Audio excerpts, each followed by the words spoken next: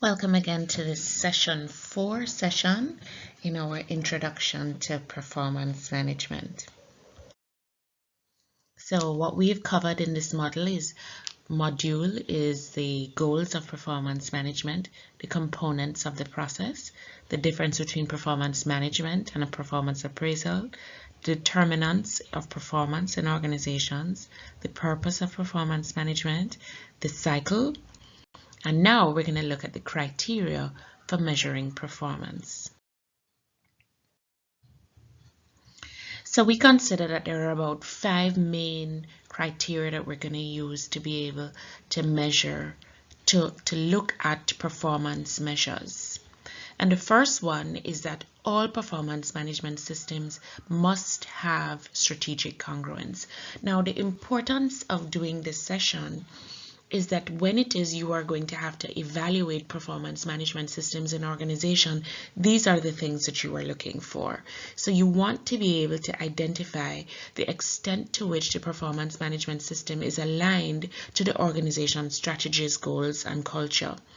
So what you're looking for is the link of the core competencies of the business to the areas that it is going to be able to measure in people.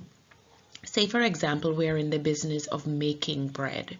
You want to be able to see how it is that you are going to be measuring people's performance and activities with making bread so that the employer's objective will be met. You also want to be able to see how it is that the performance system can change behavior when the organization's strategy changes.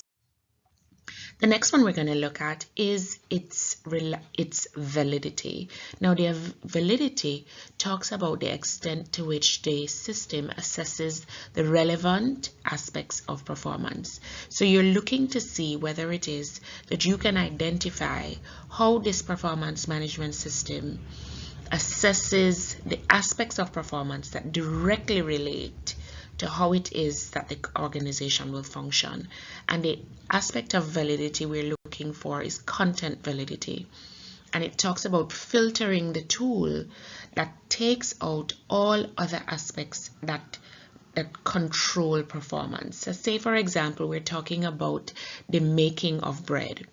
You want a system that looks at how it is that bread is going to be made and not necessarily being concerned with how it is that customers are going to be handled. All right? So the next one we're going to look at is its level of reliability, and we're talking about the consistency of performance of the measure. And we're looking first at inter-rater reliability, and we're looking at how it is that when two different persons rate the same individual, that they would be able to rate them similarly. You're really looking to find out what is your level of objectivity so that more than one person will be able to look at a picture of somebody's performance and really get the same kind of value. As well, we're looking at retest reliability, and you're going to measure the system based on the consistency of ratings over time. You want to make sure that somebody who would be an excellent performer, really all things considered equal, that they would remain a consistent, excellent performer.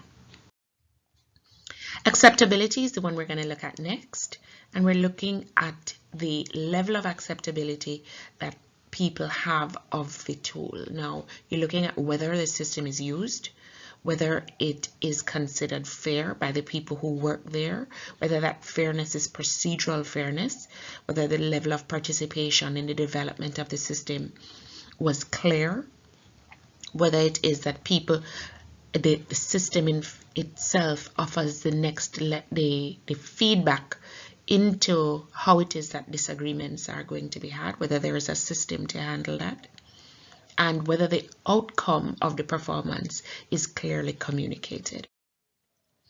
Now, the final one we're going to look at is specificity. And specificity looks at the level of detail to specific expectations that are going to be needed by employees. So you're looking at the management of specific problems. How does your system deal with problems? How does your system deal with detail? Does it provide the adequate information for persons to be able to change their performance if there are difficulties? And that's the end of session 4 for Unit 1.